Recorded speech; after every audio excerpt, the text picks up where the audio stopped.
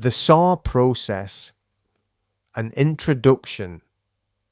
Before we begin, it's worth pausing to place this process in its proper context. If you have not yet watched the earlier video on legal title and Section 136 of the Law of Property Act 1925, as well as the second video in this series covering Article 15 of the UK GDPR, I would recommend doing so first. Those two videos establish the foundations for everything that follows. The first explains how legal ownership passes and why authority cannot be assumed or asserted by convenience.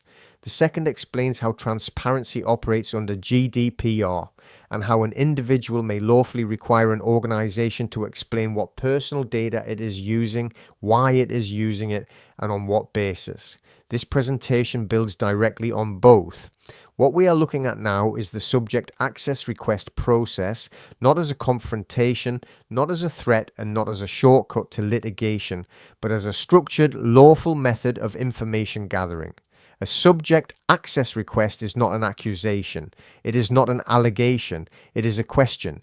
It asks an organization to explain clearly and formally what personal data are you using, where did that data come from, for what purpose is it being processed, and on what lawful basis does that processing rest. In contexts such as debt collection, these questions matter because data processing often runs ahead of legal proof. Claims of authority are frequently asserted first and explained later, if at all. The SAR process exists to slow that down. It introduces transparency before enforcement, clarity before escalation, and evidence before assumptions harden into action. What follows is not instruction, and it is not legal advice. It is an explanation of how the SAR process operates in practice, why it is structured in stages, and how transparency is assessed when responses are incomplete, delayed, or evasive. This is about literacy, not aggression.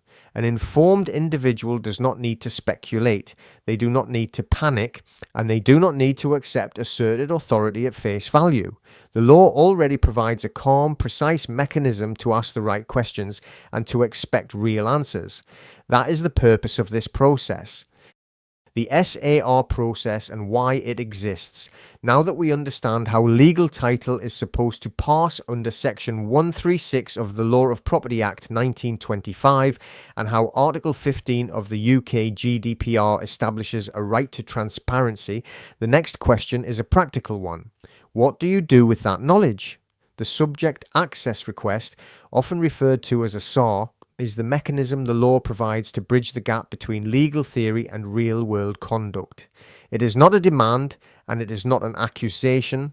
It is a lawful and structured request for more detailed information.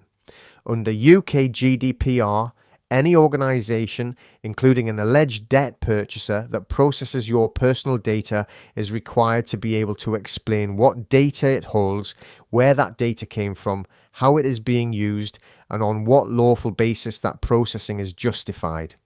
In the debt collection context, this matters because enforcement activity frequently proceeds on the basis of assumed authority. Letters are sent, threats are implied, data is shared, actions are taken. Often all of this happens before the underlying foundations, ownership, authority, and lawful basis have ever been clearly demonstrated. The SAR process exists to reverse that sequence. It slows the process down and brings it back to first principles. Who are you? What data do you hold about me? Why are you using it? And what gives you the right to do so? This is not about escalation, it is about clarity. A properly framed SAR forces the conversation out of generic templates and into specifics. It requires organizations to move beyond assertions and to engage with evidence. And crucially, it creates a documented trail, one that can be assessed, reviewed, and if necessary, relied upon later. In plain English, a SAR is not you picking a fight, it's you saying calmly and formally, you're acting as if you have authority over me. Before that goes any further, explain exactly who you are, what you're relying on, and show me the basis for it. The law gives you that right. This process shows you how to use it properly. What a subject access request really is. A subject access request, often called a SAR, is one of the most fundamental rights created by data protection law. It is not a complaint, it is not an accusation, and it is not a legal threat. It is a statutory right granted to individuals to understand how their personal data is being used. Under Article 15 of the UK GDPR, any organisation that processes personal data must, on request, explain what data it holds, where that data came from, how it is being used, and the lawful basis relied upon for that use.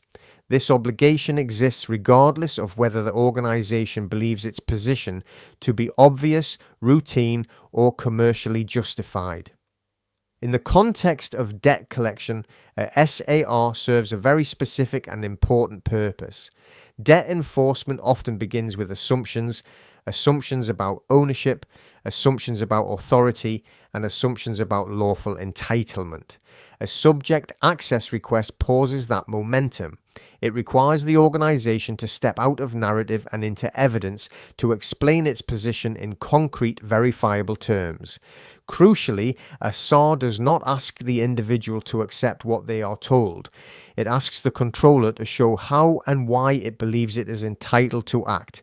This is why SARs are about transparency, not confrontation. They bring clarity before escalation and facts before enforcement. In plain English, a SAR is how you lawfully say, before you act against me, show me what data you're using, where it came from, and why you believe you're allowed to use it. It's not an argument, it's a request for clarity, and the law says you're entitled to it. The first question on the SAR is lawful basis and authority to process.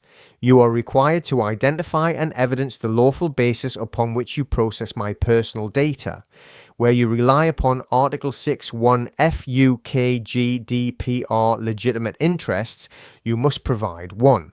The written instrument of assignment upon which you rely to assert legal title to the alleged chosen action executed under the hand of the assigner in accordance with Section 136 of the Law of Property Act 1925 and Section 1 of the Law of Property Miscellaneous Provisions Act 1989. 2. Evidence that the assignment relied upon is absolute in writing and that express written notice was given to me as debtor. 3. Your legitimate interest assessment, LIA, demonstrating the specific interest relied upon, necessity of the processing, and why my fundamental rights do not override that interest. For the avoidance of doubt, reliance upon internal accounting records, data schedules, portfolio spreadsheets, or mere assertions of assignment does not establish legal title and does not of itself confer lawful authority to process personal data independently under Article 6 UK GDPR. The second question on the SAR is contractual and source documentation. Please provide copies of the original executed credit agreement relied upon as the source of the alleged obligation. Any variations, notices, or termination documents relevant to that agreement. A complete data provenance record identifying how, when, and from whom my personal data was obtained. The third question on the SAR is full disclosure of personal data held. Please provide a complete copy of all personal data you hold concerning me, including but not limited to all correspondence, call logs, recordings, internal notes and communications. Records of data sharing, including recipients and dates, Article 19 UK GDPR. Any automated decision-making or profiling, including logic and consequences, Article 22 UK GDPR. Retention schedules applicable to my data. The fourth question on the SAR is restriction of processing pending verification. Pending lawful substantiation of your authority to process, this letter also constitutes a request under Articles 18 and 21 UK GDPR to restrict processing of my personal data save to the extent necessary to comply with this SAR. The fifth question on the SAR is statutory time limit. You are required to respond within 1 calendar month of receipt of this request in accordance with Article 12.3 UK GDPR. Failure to comply may result in escalation to the Information Commissioner's Office and may be relied upon in any subsequent regulatory or judicial proceedings. At this point, all of the substantive questions have been asked. Each one serves a distinct purpose, and together they form a structured process, not a single letter sent in isolation. SAR1 is about transparency. It asks a simple but fundamental question. On what lawful basis are you using my data, and what authority do you rely upon to do so? Nothing more, nothing less. SAR2 exists only if transparency is refused, delayed, or diluted. At that stage, the issue is no longer informational, it becomes regulatory. The focus shifts from cooperation to accountability. SAR3 is formal notice. It records that statutory rights have been asserted, that responses have been assessed, and that unresolved deficiencies now carry consequences. SAR4 is not a claim. It is a preservation of rights. It places the organisation on notice that continued processing without lawful basis is disputed, and that further steps may follow if clarity is still withheld. Each stage builds on the last. Nothing here is rushed. Nothing is speculative. The structure exists to show calm escalation, not confrontation. In plain English, you are not firing off letters. You are creating a documented trail that shows what you asked, why you asked it, how it was answered, and what remained unanswered. That record matters, whether the issue ends here or continues elsewhere.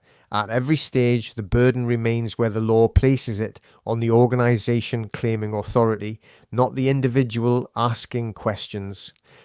What happens after SAR1? At this point, the purpose of the process has been fulfilled. You have made a lawful request for transparency. You have asked clear, structured questions, and you have placed the organisation on notice that its claimed authority must now be explained, not assumed. Once a subject access request is sent, responses will vary. Some organisations respond fully and clearly, others respond partially, some delay, obfuscate, or avoid the substance of the questions altogether. What matters is not the tone of their reply, but whether it answers the questions that were lawfully asked. At this stage, nothing more is required from you. You wait. You allow the statutory time period to run. You read whatever response arrives calmly and carefully, and you assess it against the framework you now understand. Lawful basis, authority, transparency, and accountability. This process is not about pressure or confrontation. It is about allowing facts to surface or to fail to surface. If clarity is provided, the position becomes clear. If it is not, the absence of transparency speaks for itself. In the next part of this series, we will look at how responses are assessed, how common forms of evasion are identified, and how individuals remain measured, precise, and disciplined, even when organizations are not. For now, the work is done, the questions have been asked, the clock is running, and transparency, one way or another, will follow.